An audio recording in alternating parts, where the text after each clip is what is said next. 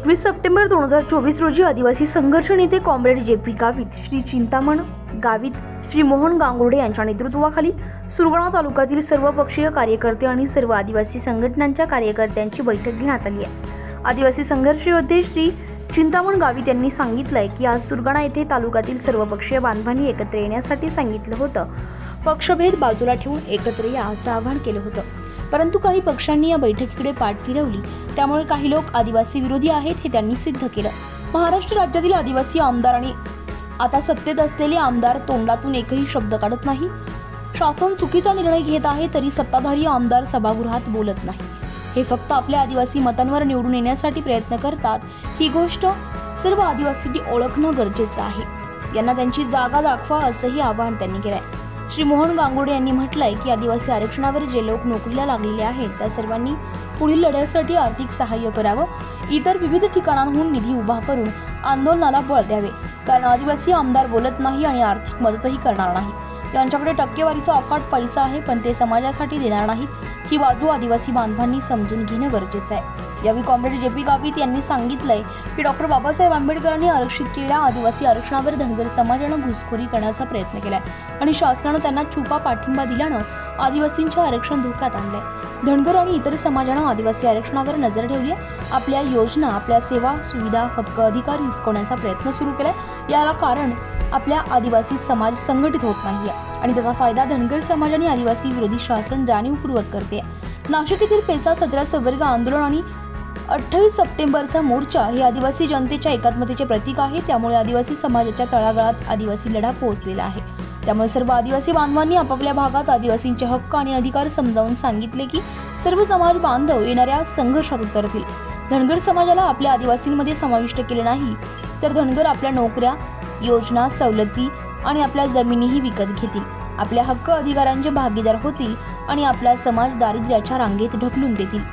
आदिवासी आरक्षण युवकांच्या पेसा भरतीबाबत एक मोठं आंदोलन उभे करण्यासाठी सर्व आदिवासी बांधव एकत्र येऊन सरकारलाही वाकवावे लागेल।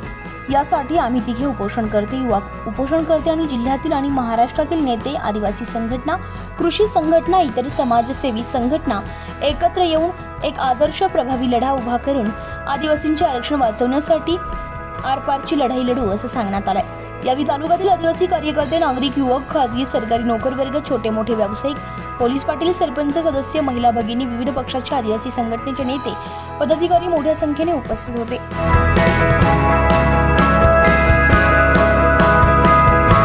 मध्य प्रदेश वगैरे ह्या भागातील आदिवासी आणि तो सुद्धा नामशेष होण्याच्या बेतावर आलेला अशी ही जमात आहे।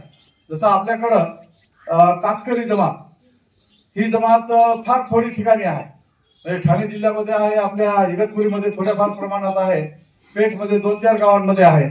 बाकी जवळजवळ ती नामशेष होण्याच्या पुणे जिल्ह्यामध्ये आहे, नामशेष होण्याच्याच मार्गावर आहे। त्यांची संख्या वाढत नाही आणि ते लोक कुठल्याही प्रकारचं पुढे येण्यासाठी काही प्रयत्नही करत नाही आणि म्हणून त्या लोकांना आदिवासी जरी असले तर आदिम जमातीमध्ये त्यांना टाकलेलं आहे विशेष सवलती देण्याच्या दृष्टिकोनातून।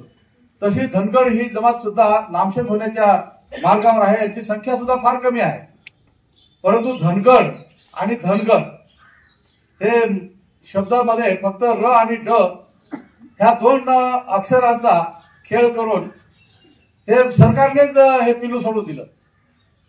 जसं मागच्या वेळेस हलबा कोष्टी आणि हलबा कोष्टी हा सुधारलेला, म्हणजे नागपूरमध्ये जे काही विणकर आहेत, कपडा विणतात ते हलबा कोष्टी, आणि हलबा ही जमात आहे आदिवासींची, ती फार थोडी आहे, परंतु त्या म्हणजे नाम सदृशाचा फायदा घेऊन हलबा लोकांनी, म्हणजे हलबा कोष्टी लोकांनी आम्ही हलबाज आहोत अशा प्रकारचं त्यावेळेस आंदोलन मोठं केलं।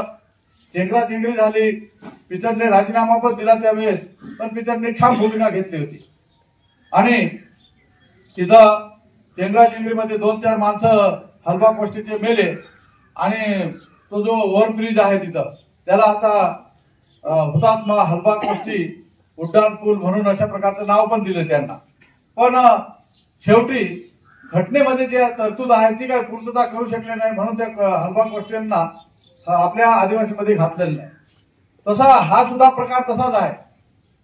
ही मंडळी जी आहे धनगर हे मोठ्या संख्येने महाराष्ट्रामध्ये आहेत, ते पुढे गेलेले धनगर आहेत.